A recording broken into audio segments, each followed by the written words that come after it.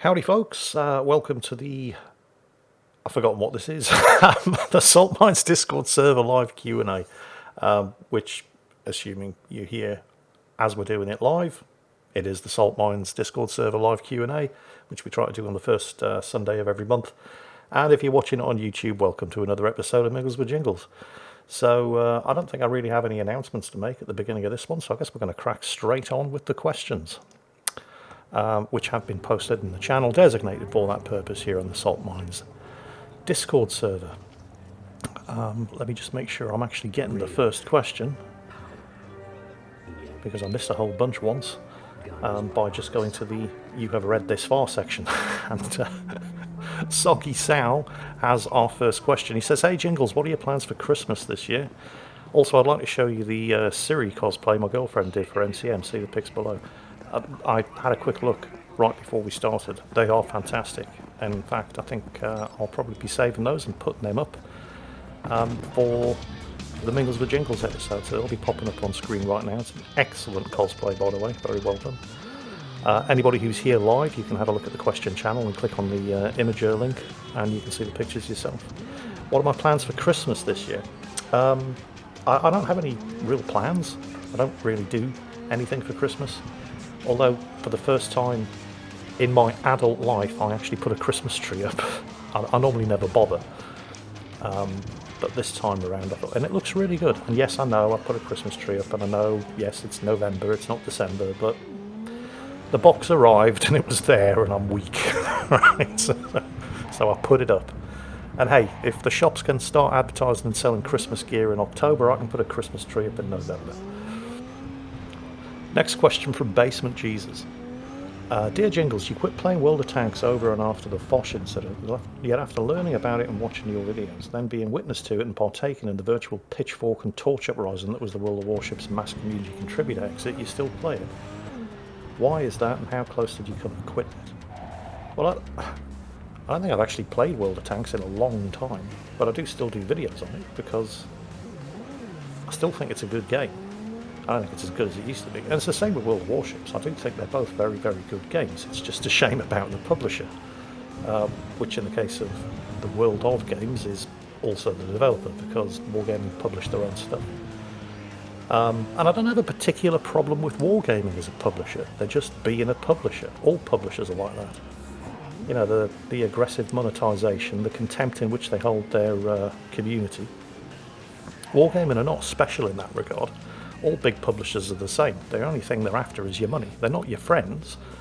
They hire some very, very good community people to make you all think that they're your friends, but they're not. They're a business.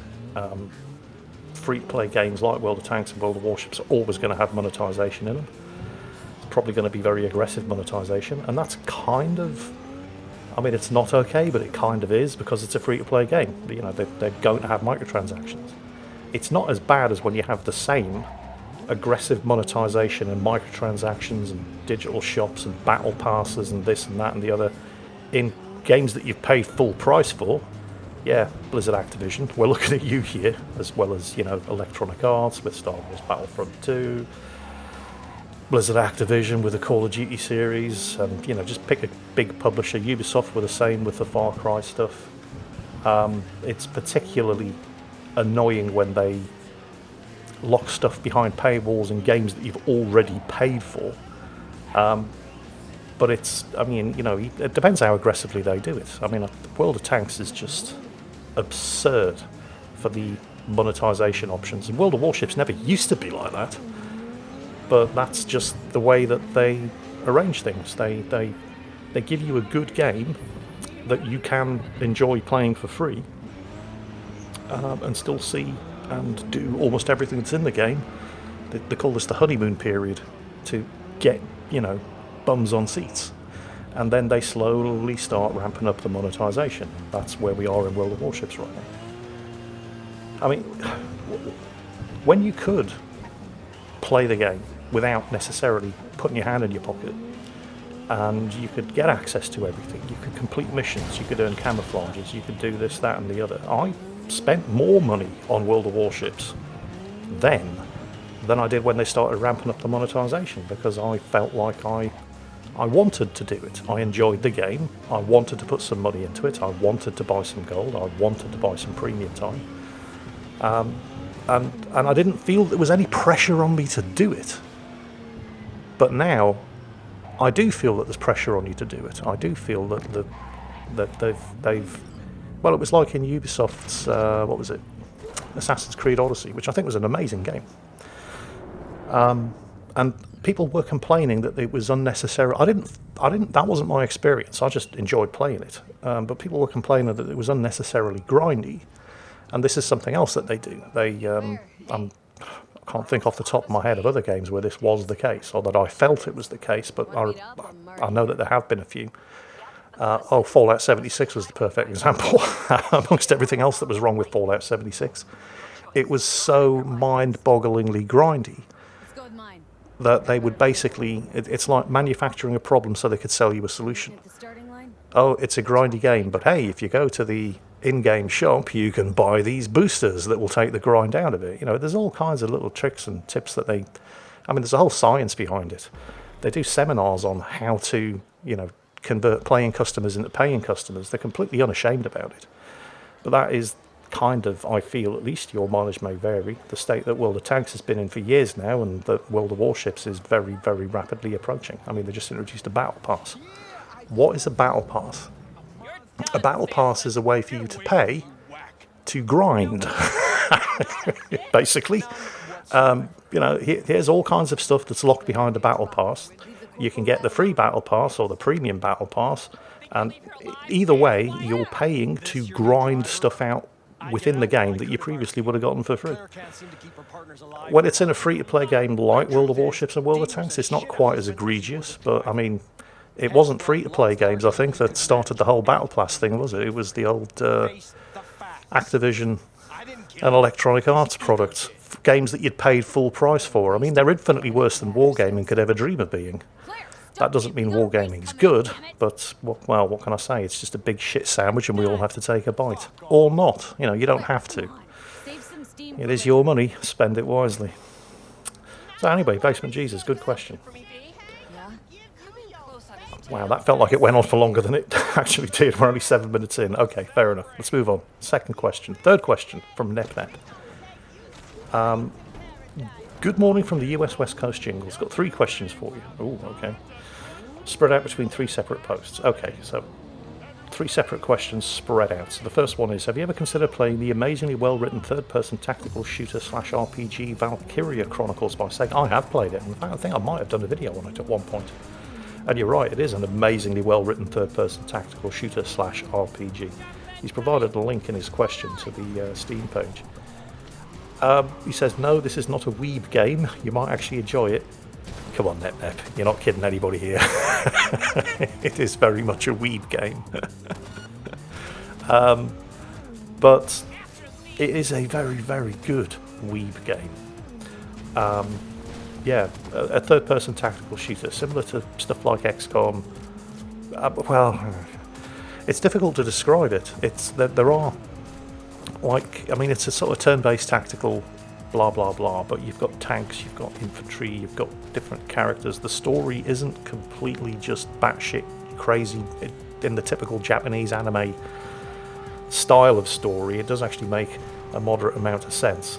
It's kind of set in a sort of fictionalized anime version of World War I/World War II mid-war Europe, where you've got just Google it and have a look. You'll know whether or not you like it. But yeah, I definitely have played it, and I believe it. Yeah, it's still in my Steam library, and it is a very, very good game. Let's just see the next question from Sleepy Hollow 150. Are you recording? Yes, I'm recording. At least I hope I am. Yes, I've checked, and I actually remembered to turn the microphone on this time. That one bit me in the arse a couple of times, so now we do a thorough setup check before I start doing these things to make sure that everything is working. But his question is, what's your opinion on Frontier developers? Frontier Development? FDev. The guys that do Elite right now.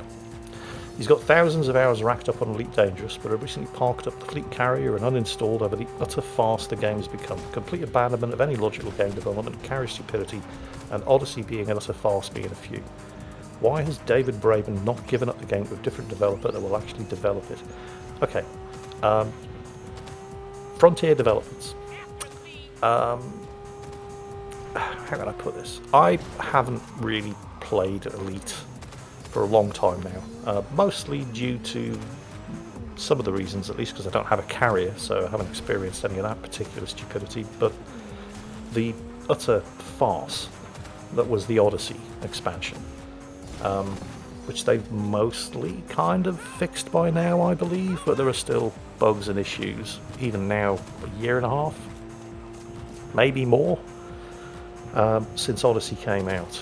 I did log in a couple of weeks ago because Grumps had parked his fleet carrier right above the galactic plane, like thousands and thousands of light years up. And I docked, and then he flew up there, and then I logged back in and went out for a look, and it was breathtakingly just gorgeous, looking down on the galaxy from that far out. But that's it, that's all I've really done. I understand that they're continuing the Thargoid story. They're calling them the Stargoids now, possibly massive Thargoid, like huge mega ships that are closing in on the bubble.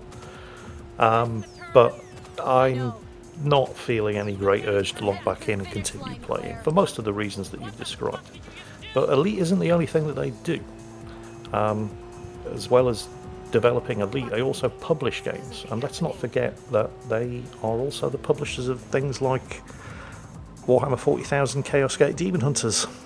They didn't develop it, it was developed by Complex Games, and it's one of the best games I have ever played, and it's certainly one of the best written games I have ever played. And apparently I just heard the news that Frontier have now bought Complex Studios as a development studio, which is great news for Complex, because it means they're not going to run out of money to develop future games, and hopefully we're going to be seeing some DLC for stuff like Chaos Gate Demon Hunters in the very near future.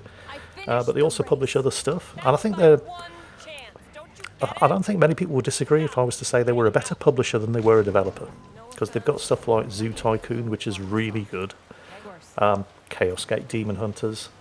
What else did they do? The Jurassic World games, which are not bad at all. I actually got invited down to the premiere of the latest Jurassic World movie as part of the promotion for the Jurassic World Evolution 2 game. I skipped it. The movie was dog shit, as most of the Jurassic World movies have been. But the game wasn't bad, so yeah, I have mixed opinions on Frontier Developments. As a developer, you know, they could do better, but as a publisher, I think they are pretty good. Oh, and he's just edited his question. I wish I could talk to you right now. Yes, they have other games that seem to have the same flaws that Elite had 10 years ago. Easy to fix, but just not happening. Yeah. Well, you know, games developers and publishers. What can you do? Anyway, next question from Yamatog 2. Yes, I am recording. Second, what's your favourite snack from the UK and your favourite snack from abroad? His personal favourites are Jaffa Cakes and Kruidnoten, which I don't know what they are because he's Dutch. Jaffa Cakes are... There's a funny story about Jaffa Cakes. Are they a cake or are they a biscuit? They're a sort of biscuity, chocolate-covered, filled with orange stuff thing. They're called Jaffa Cakes, but they're sold in packets like biscuits. By the way, anybody who's American, biscuits are not the same thing over here as you know as biscuits. Biscuits over here are what we think of as cookies. So Jaffa Cakes, they actually, because here's the thing, there's a tax that you have to pay on biscuits, but you don't have to pay a tax on cake, or is it the other way around? I think it's, when it comes to selling foods, you have to pay a tax to the government on biscuits, but not on cakes, and I'm not sure why. So Jaffa Cakes insist that they're not biscuits, even though they look like biscuits and they sell them in packets like biscuits. They insist that they are cakes, and they actually had to take the government to court to prove that Jaffa Cakes were cakes and not biscuits, so they could avoid paying tax on them. So yeah, just a little minor side story there. But my favourite snack from the UK, well, that's a tough one actually. I think my favourite snack from abroad, I would have to say, and they're both American, Jolly Ranchers, which are a sort of boiled sweet. You know, this kind of thing that you just basically, you can't crunch them with your teeth, they're absolutely rock solid, but you suck them, and the juices that you enjoy the juices that they release. Jolly Ranchers, particularly watermelon flavour, which I first discovered. Actually, my friend Eddie introduced me to them when we were in Puerto Rico at the US Coast Guard base, and the PX store there was selling them, along with like 50 different varieties of Bacardi. And I fell in love with Jolly Ranchers. But the other thing that I really like are Cheetos. So we call them crisps, Americans call them chips, but they're like corn chips. And the flavour, I mean, they turn your fingers orange. But they're really difficult to get a hold of in this country. There's a store nearby where I live that specialises in imported American candies and chips and dips and stuff like that. And it's the only place I know of in the UK where you can actually get things like Cheetos and Jolly Ranchers. And I was curious as to why you couldn't get them in the UK. So I went and looked it up, and it turned out that the reason you can't get things like Cheetos, corn chips, or Hers corn chips, or Jolly Ranchers or anything like that is because we have slightly more strict food safety regulations here in Britain and the rest of Europe than you do in the USA. And some of the ingredients that go into Cheetos and Jolly Ranchers have been identified as carcinogenic. So you're not allowed to make them in this country, and yet there's a loophole where you are allowed to import them, so that's why you can only get them and pay an absolute fortune for them. And it's a shame because they taste so good. But my favourite snack from the UK, wow, I don't think I really have one. Well, I suppose I do, but it's not really from the UK. Has anybody ever heard of Primula cream cheese? I believe it's Danish, but it's made under license in the UK. But I'm pretty sure it's a Danish product, and it's basically... It sounds awful, okay? Because I'm constantly giving America shit for having...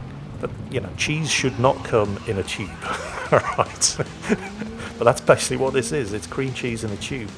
But they do a sort of jalapeno flavoured one with bits of jalapeno peppers in it, and it's so good on dry crackers. So that's probably my favourite snack in the UK, even though I'm pretty sure it's actually a Danish snack. It's just made under license here. Oh, I'm feeling hungry now. I haven't actually had breakfast yet. Sir Blake comes in with the next question. Jingles, you were a sailor, but have you ever sailed on a sailing ship? I have not.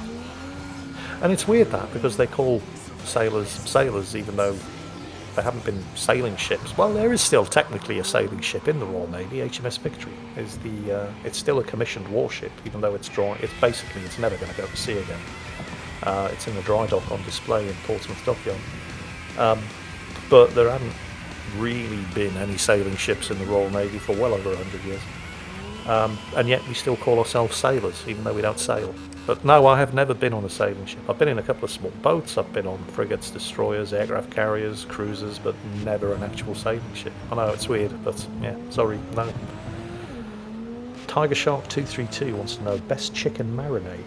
Actually, I used to do my own, and I don't bother anymore because Rita came back from Texas. She came back bearing gifts, all kinds of dry rubs, and herbs and sauces and stuff from Texas, and they are all amazing.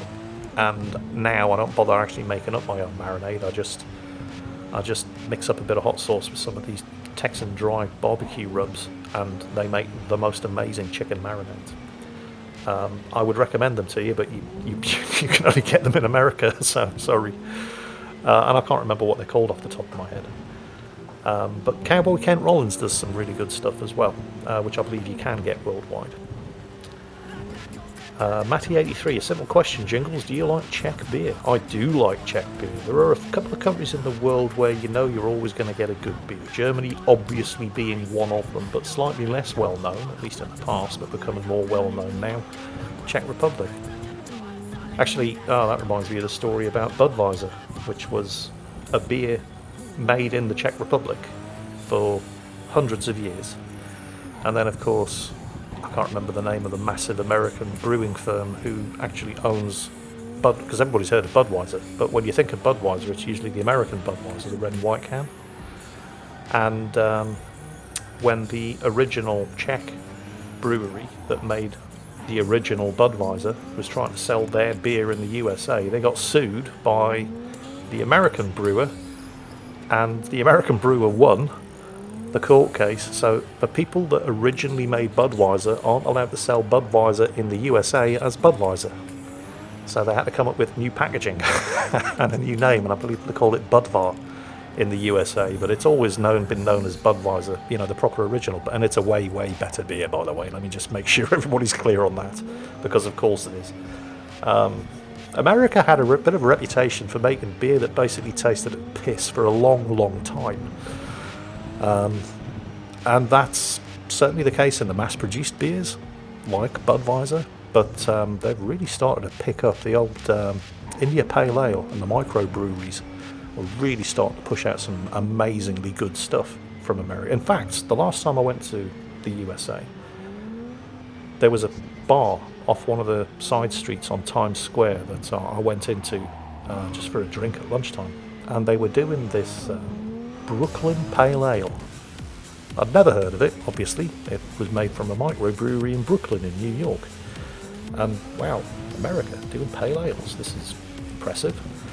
And then when I got back to the UK, I went to my local supermarket to stock up on groceries for the week, and the very same Brooklyn Pale Ale was suddenly... I'd never seen it before in my life, never heard of it, never even imagined that America were making pale ales until I went to New York, and then the week after I got back, I suddenly started seeing all of these American IPAs in our supermarkets.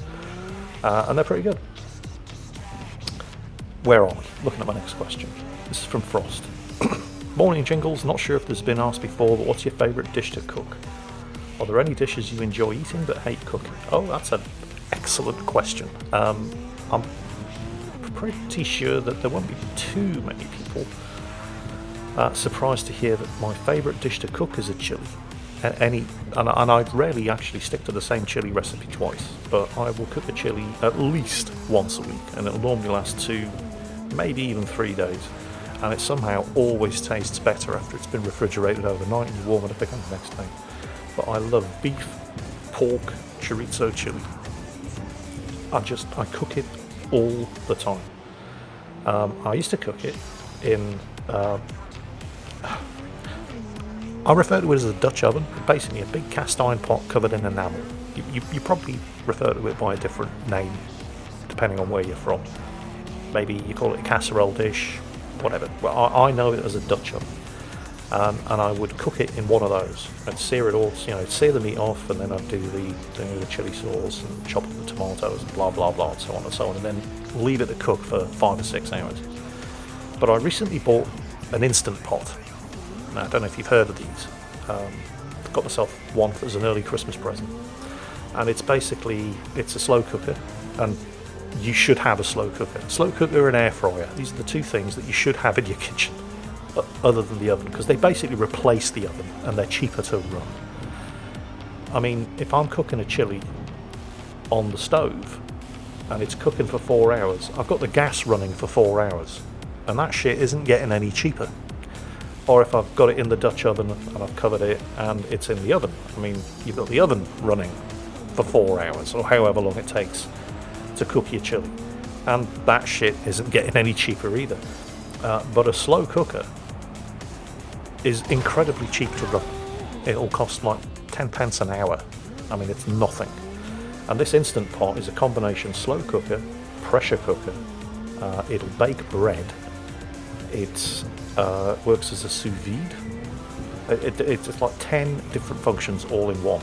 Basically, this entire week I've been doing nothing but cooking stuff in the slow cooker, and I'm doing a chili tonight. And yeah, it's totally transformed the way I cook in the kitchen. You can even fry stuff in it. It's amazing. Doing a chili, you can do the whole thing. You can sear the meat off in the bottom by switching on the saute function, and then you can put the slow cook function on to actually cook it, and blah blah, and so on and so on. I actually did chicken wing, and this answers the second part of the question. Is there any dish you enjoy eating but hate cooking? Chicken wings. Barbecue glazed chicken wings, or hot sauce glazed chicken wings. They're just gorgeous, they're delicious, but they're such a messy pain in the arse to cook. And I did some this week. I actually pressure cooked the chicken wings in the one pot. It took 6 minutes to cook them under pressure cooker. And then you glaze them, and then you bake them off in the oven, and the whole things were done in like 15 minutes. But they're still a horrible, messy, pain in the arse to make. But they just taste so good. So I chicken wings I'd have every week as long as somebody else was cooking them. Nep. Another cooking question. Of all the dishes you've cooked on your Home with the Gnome channel, which one did you consider your favourite one to make? Oh, that's a tough one. I mean, the lasagna that I did was beautiful, and it wasn't that difficult to make. The croque monsieur was a pain in the arse to make because you've got to do the bechamel sauce, and that just takes time. It's like doing a roux, except you use milk rather than just flour and oil. But the chilies that I did as well. And those smash burgers. But the smash burgers, you get oil everywhere. Favourite one to make? Probably one of the chilies, because chilies are just so easy to make. I mean, you get your meat, you chop it, you cook it, you get the fat and the silver skin off, you sear it off, you get a bit of colour on it, and then you chop up your onions and your tomatoes, you add your chicken stock, and then you just stick it all in the pot, you put your beans in, you put your herbs and spices in, and then you just leave it and come back in 6 hours, and it's fantastic. I mean, yeah, probably the chilies. Although that pork croquembouille as well, oh god, that was so good. I need to cook that again. Oh, I'm really hungry now, you bastards. I'm only having burgers tonight. And I do need to do burgers tonight because they've been in the fridge a couple of days, so I need to use them. Oh, Holger DK, good question here. Are you planning on doing more Workshop Wednesdays videos in the future? I am. I've actually got a bunch of stuff that I want to do. I've got a full-size alien head. Well, it's the front half of the alien head. It basically sits in a shelf and sort of stares out at you. It's made of fiberglass. I got it off Etsy. And I want to do that as a painting project. I've still got to put together the pulse rifle and motion tracker, and then get that painted up. And I want to do that as a project. And I've got another alien sort of decoration. I don't really know how to describe it, but it's a sort of little alien statuette where it's curled up in a sort of an embryonic position with its tail looking around over its head. So I've got that I want to get painted up as a project. I've also got the World of Tanks board game. Well, it's not really a board game, it's a miniatures game, which I played with Eddie and Rita, and is really, really good. And it comes with all of these miniature tanks, and I want to get those tanks painted up before I film myself actually playing the game. So yeah, there's all kinds of stuff that I want to do, but I always just keep... It's getting the motivation. Once I get started, I can go for hours, but it's getting the motivation to get started, because there's always something simpler that I can be just doing on the PC. But yes, I do have plans. I can't say when it's going to happen, but there will be stuff coming. Make a Whoosh Foundation has just edited the next question to say, great, now I'm hungry. Yeah, I know how you feel. I'm sorry about that. Hey Jingles, hope you're having a good one. Are you excited about the upcoming Cyberpunk 2077 DLC? They say February 2023, but yeah, it's not called Cyberpunctuality, is it?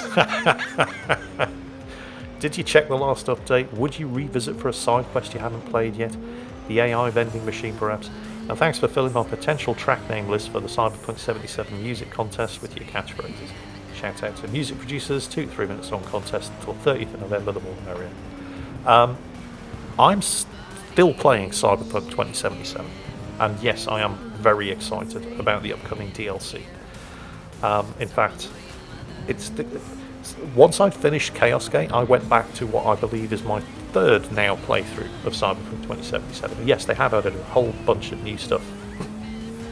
And I've been seeing quests pop up that I have not seen before. I've already done the AI vending machine side quest. But yeah, there's all kinds of new stuff in it. There's other stuff in it that they still haven't fixed yet. I don't know if you've experienced this, but playing the game is fine. You know, I can have almost maximum settings at 4K resolution, and I still get 40 frames per second, which is perfectly acceptable. But every time I go to the map, suddenly everything slows down to 5 frames a second.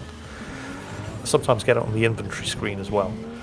It's a real pain in the arse, and that's basically I didn't get that originally when the game came out. That's a bug that they managed to slip in while we was patching all the other bugs out. But they have added a whole bunch of other stuff, and I did find the Cyberpunk Edge Runners intro quest just last night, where they basically played the first... I haven't actually completed that quest in Cyberpunk yet, but they played the first minute, like the intro of the Cyberpunk Edge Runners Netflix TV show, and then you get the quest to go and find David Martinez, who is the main character in the TV show Cyberpunk Edge Runners. And I was aware that Cyberpunk Edge Runners was out on Netflix, and people have been saying, Jingles, have you seen it yet? Have you seen it? Have you seen it? It's really good. Have you seen it? It's like, contrary to popular belief, I'm not actually a massive fan of anime. It can be really, really good, and there are some animes that I really do like. Girls and Panzer, obviously. Some of the old classics like Akira and Tank Police and Venus Wars and so on and so on. But I do find a lot of it just a bit too weird. But after seeing the intro for the TV show while I was playing Cyberpunk 2077 last night, when I was having dinner last night, I thought I'll just flash up Edge Runners and see if it's what it's like, because the intro looked really, really good.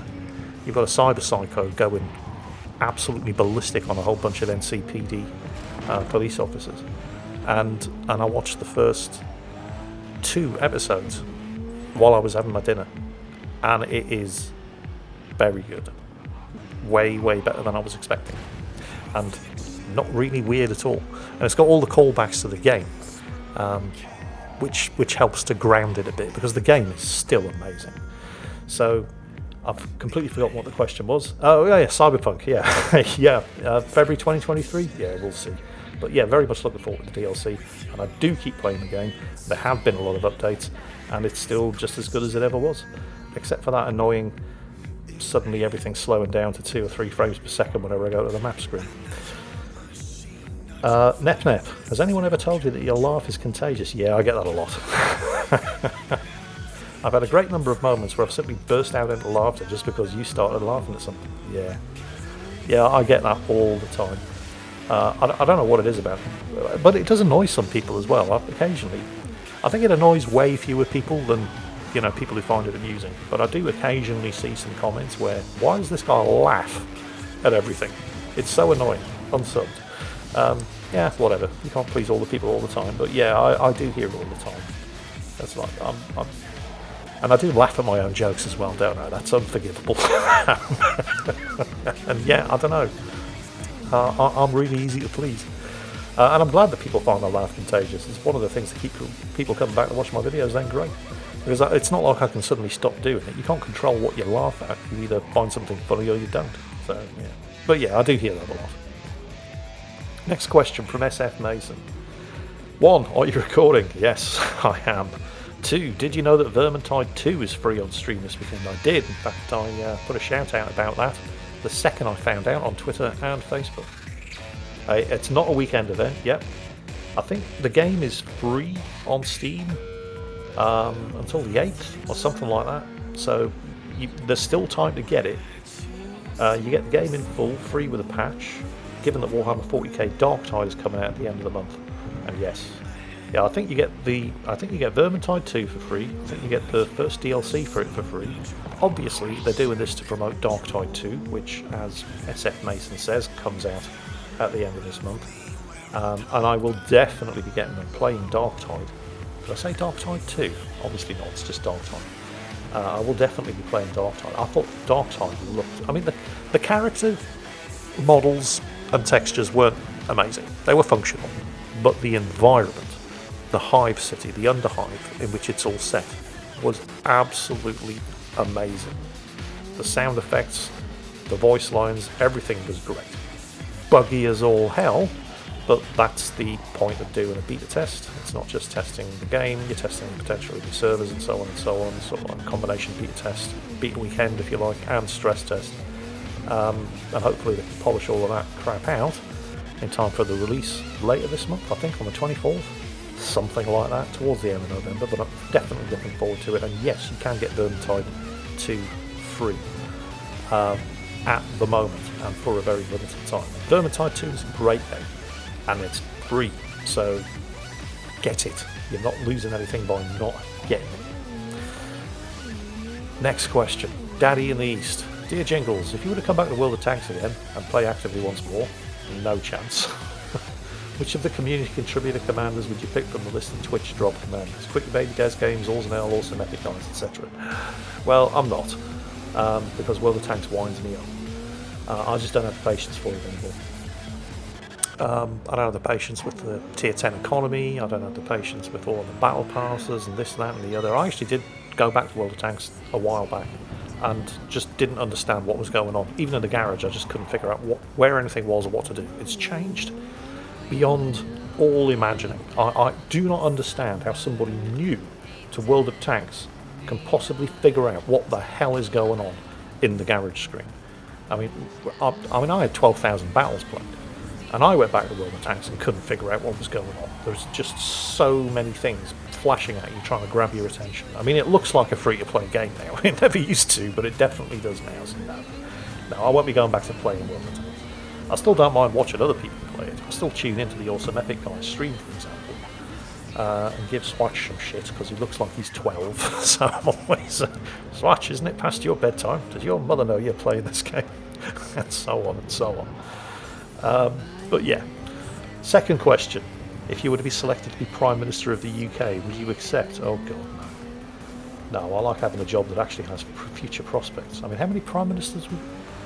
I saw somebody stick a post up on Twitter, excuse me, in the last couple of weeks where he said his son has lived through 4 chancellors, 2 monarchs, and 2 prime ministers, and he's only 4 months old. And then a week later he could have said that his son had lived through 5 chancellors,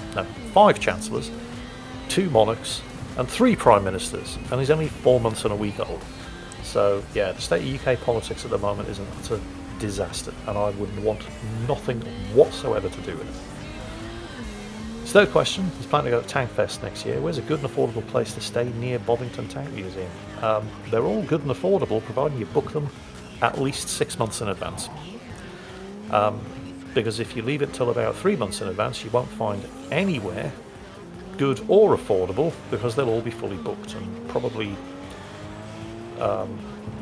you'll probably end up in a bed and breakfast or a hotel 30-40 miles away from Bovington itself, in places like, I'm struggling to remember the name of the town.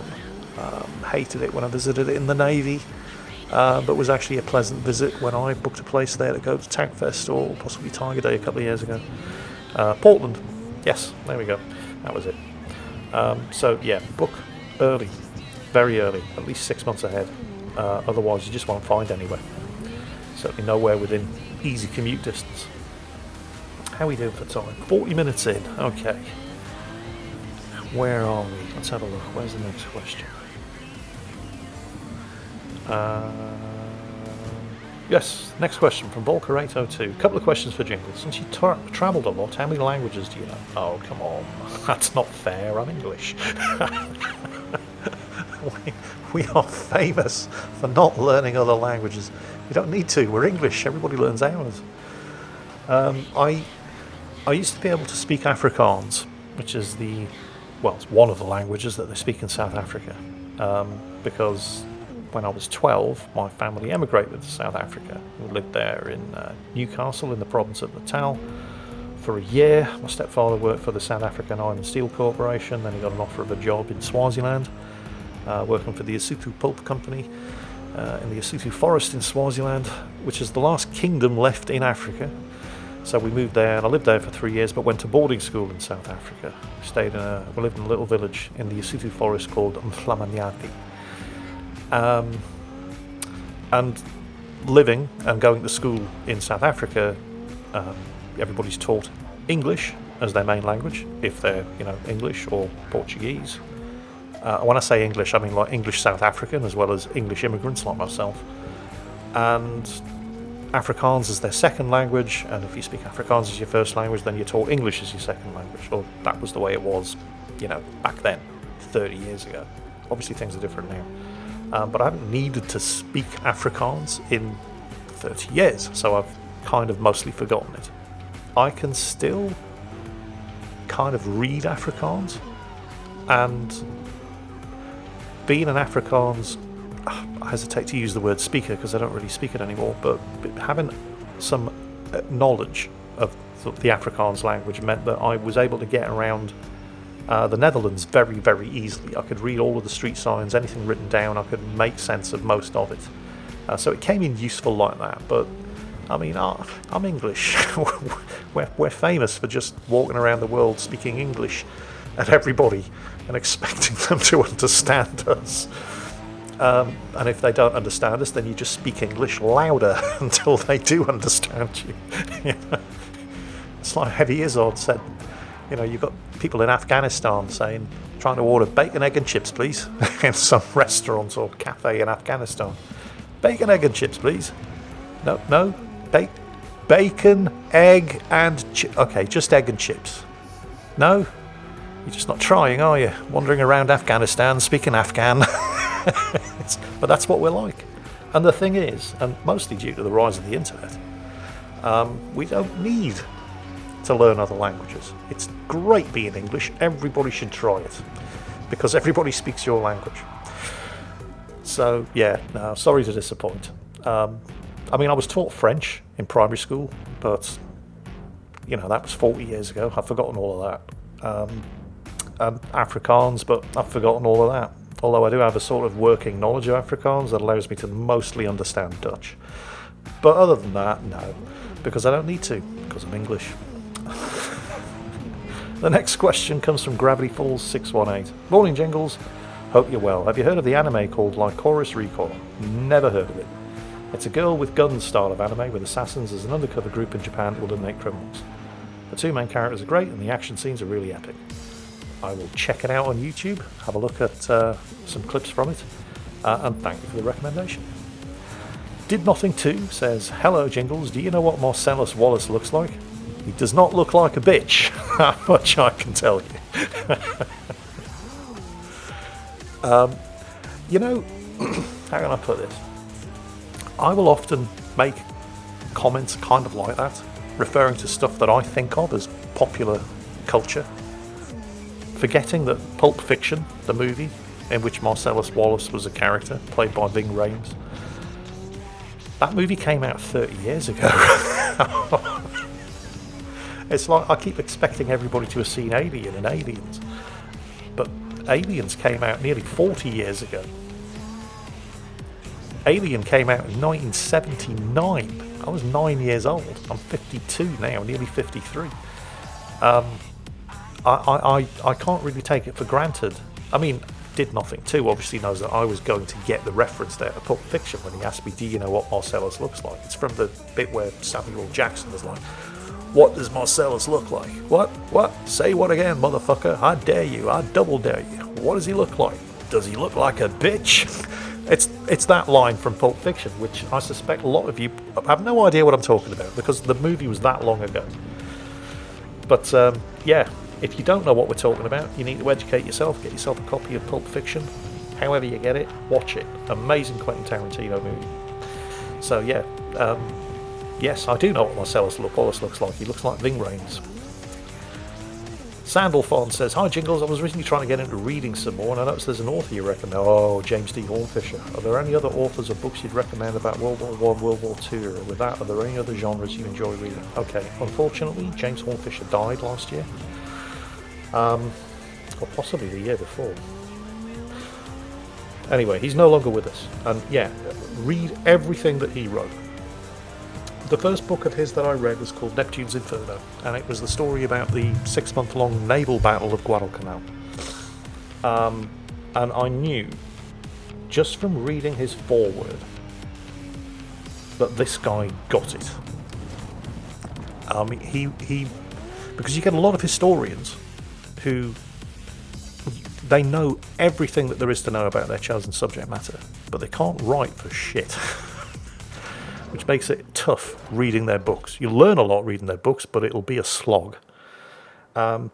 James Hornfisher was one of those guys who had that rare gift of not only knowing his stuff, but also being able to write. And just from reading the foreword of Neptune's Inferno, about how he was describing what it was like to be a fighting man at sea in a ship, this guy gets it. And I was amazed to find that he'd never served. He just understood. So if you can read anything by James Hornfisher, you should. But there are other people in the field of military non-fiction who are just as good. I keep wanting to say Alec Holland, but I think his name's James Holland. I keep wanting to say Alec Holland because that was the name of the guy in Swamp Thing. These are my influences. Alec Holland was the scientist who, well, depending on which version of Swamp Thing you read, if you read the Alan Moore version, he didn't become Swamp Thing. He died in the swamp, covered in these burning toxic chemicals, which were absorbed by the plants in the swamp, that absorbed his memories and generated the monster that became Swamp Thing that thought it had been the scientist named Alec Holland. I'm going way off topic here, aren't I? But anyway, it was a plant that thought it used to be a man. Anyway, but yeah, I'm pretty sure that was Alec Holland, and the author that I'm thinking of is actually James Holland, who was a novelist before he became a historian, and he used to write stuff like, Napoleonic War era fiction. So he could write, and then he started getting into history. And James Holland's stuff is excellent. Also, Max Hastings. Anything written by Max Hastings is going to be good, because he was a journalist before he became a historian. He was actually a war correspondent. He was down the Falklands, and he's been to various different war zones reporting on them.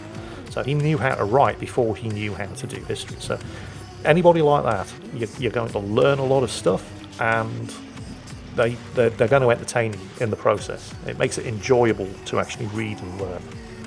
Anthony Beevor's another one. His history of the Battle of Stalingrad is required reading. And it'll keep you going. The book's about 3 inches thick. But yeah, those kind of authors, the kind of historical authors who learn how to write, and James Hornfisher was a literary agent and a writer again before he started doing history, so you've got the pattern there. They learn how to write first, and then they started doing historical documentary stuff. We're starting to approach the end of the session here. Let's see if I can get some more questions done before we have to knock this one on the head. Comzera says, "Hello Jingles, press the record button please." Have you ever considered giving Armoured Warfare another go? A lot has happened in the last few years, and I'd say it's overall managed to surpass World of Tanks, especially in quality of life aspects. The population, unfortunately, remains low. I did give Armoured Warfare another go, I think about a year ago, and I kind of had the same problem as when I went back into World of Tanks. I just didn't understand what was happening, or how to get anything done. It does remain exceptionally pretty, although World of Tanks has closed the gap on that, because they updated the graphics a couple of years back. But I like the idea of the bigger maps, and they actually have some, well they did, I don't know if they still do, and I know World of Tanks doesn't, have some pretty good PvE content, as well as the regular, PvP random battle stuff. And the PvE stuff in Armoured Warfare was not easy. I mean, some of the PvE missions were, some of them were absolutely rock hard solid. But I did get back into, I reinstalled it, downloaded the launcher, reinstalled the game, I think about a year ago, and like I said, I just had the same problem that when I reinstalled World of Tanks permanently installed, but when I went back to have a go of World of Tanks, I just didn't. There were so many things flashing at you in the garage, and buttons that were never there the last time I logged in, and I just didn't know what to do or how to do anything. So that was the experience that I had of Armoured Warfare. Sasper says, "Good evening from Australia, Jingles. Would you consider returning to some previous series, such as Cold Waters, Subnautica, or Workshop Wednesday? And what games are you excited about in the future?" Well, I've addressed Workshop Wednesday. I do have a bunch of stuff sitting around in the man cave. I've got a Razor Crest here, 3D printed as well, that I want to get painted up. I have been doing some stuff. I've got a little Mandalorian bust that I've painted up when I was testing out all of my new Vallejo metallic paints. But I haven't actually done anything serious. But yeah, Workshop Wednesday, at some point, definitely going to be doing things. Subnautica, well, I don't know. I've played through, I loved the original Subnautica. I didn't hate Subnautica 2, but it was an inferior game. But, the original Subnautica set a massively high bar. And Cold Waters, yeah, I probably should really, shouldn't I? The problem with with something like Cold Waters, if you watch Jive Turkey, or I believe he goes by the name of Subbrief now, because he served on submarines, so he knows what he's doing, and he will talk about, because there's, you're playing a submarine game, there's often long periods where there's not an awful lot happening as you're struggling to get in position or resolve sonar contact or so on and so on. So he can, as we used to say in the Navy, spin the dits. He can tell the stories that will keep you interested, that are actually related to the submarine that he's sailing. And I can kind of do that, but I obviously never served on submarines, so the stuff I talk about is slightly more generic. But then again, that might not be a bad thing, because it might be more relatable, because it's not quite as specialised as Subbrief comes out with. I suppose there's room for both types of audience. I don't know, maybe I will get back into Cold Waters, because they haven't, it's not exactly abandonware, is it? They have continued support. Anyway, moving on to the next question, and this may be the last one. From Firestarter. Morning, Jingles. Hope all is well. I suspect you've probably been asked this before. He's just edited it. When can we expect more Cold Waters vids? Yeah, I think I just answered that one. Could you perhaps share some stories and tales of your time in the Navy? I'm considering joining myself as Fleet Air Arm. Oh, good choice. Good choice. Oh, hang on a minute. A notification just popped up. Yes, the shipment is due. Yeah, a steamer basket for my Instant Pot. Anyway. Perhaps you could also summarise what the hell Wargaming is doing. Right now, I'm pleased to say I haven't touched their games for a solid 6 months, and I'm glad I haven't. He's enjoying Digital Combat Simulator. Yeah, hope you're having a lovely day. Yeah, Fleet Air Arm, good choice. Definitely. Fleet Air Arm, I'm assuming you're not going in as a pilot, but you're going in as ground crew, as some type of engineer. You'll learn a good trade that you will be able to take into Civvy Street and get paid to do the same job that you were doing in the Navy. And you don't spend a huge amount of time at sea, although you do still get paid for being at sea when you're on a frontline squadron available to be deployed. You'll probably spend a lot of time in very hot, warm, dry places, but not that much at sea, and you will love it. You will love it. I've spent 6 months on an airbase at Naval Air Station, what's the one in Somerset? It's where the Fleet Air Arm Museum is. Oh, I can't remember. It'll come into my head. It'll pop into my head and I'll blurt it out 15 minutes after I finish recording this. I want to say Culdrose, but no, that's one of the ones in Scotland. But anyway, yeah. Great 6 months. All kinds of stuff to see. The one unfortunate thing is that the male junior ratings accommodation was right next to the vertical takeoff and landing pans. And when the Harriers were practicing, I don't know if you've ever been anywhere near a Harrier when it's in the hover. My God, those things are loud. And the VTOL pans were about 150 metres away from the male junior ratings accommodation. So when they're doing night landing practice, nobody gets any sleep. So that was fun. But other than that, yeah, I thoroughly enjoyed my time on a naval air station, and I'm sure you will too. Excuse me. Fleet Air Arm, very, very good choice. And the final question that I'm going to answer today, because we are rapidly approaching the end here, comes from I Am Jack's LPs. Hey Jingles, I can't remember if I heard about this from you or not, but have you ever read D-Day Through German Eyes? I have. If not, I recommend it greatly, but if you're the one I heard about this book from, then it looks like I'm becoming old and crap as well. Hope you have a good day. I don't know if I was the one who... I don't know if I've talked about that book before, but yeah. It is very, very good, because everybody's read about D-Day. There are any number of different authors who've written books about D-Day, but almost none of them from the German perspective. And yeah, this is, I believe, I don't know if you can get it as an audiobook, but I know you can get it on Kindle as an ebook. D-Day Through German Eyes. Check it out. It's not expensive, and the stories are horrifying. And they're a real eye-opener. You've got these, and a lot of these guys on the Atlantic Wall, they weren't actually Germans. Most of their NCOs and officers were Germans, but a lot of the actual troops were conscripted from Eastern Europe and all over the place. And the section of the book where they were talking about when the British came up with their Churchill Crocodile flamethrower tanks is particularly terrifying. But yeah, definitely worth a read. So I Am Jack's LPs. Thanks for reminding me about that book. More people should read it. It is very, very good. D-Day Through German Eyes. Go and check it out. And I think that is more or less about it for today. coming up to an hour. There were some great questions there. I had a lot of fun reading them. I had a lot of fun answering them. And I hope you all had fun listening to me do it, because that is it. For the benefit of this being an episode of Mingles with Jingles on Monday, this is the part where I say, hope you enjoyed it. And as always, take care, stay safe, and I'll catch you next time. And for those of you who are here in the live Q&A, thanks for turning up. Hope you've been entertained. Thanks for your questions. And we'll see you again next month. We plan to do this on the first Sunday of every month. So I don't know when that's going to be. I'll get a quick look at my calendar. We're looking at 4th. The 4th, that's correct, yeah. 4th of December. So thanks for showing up. Take care, and we'll see you all 79 of you, next time.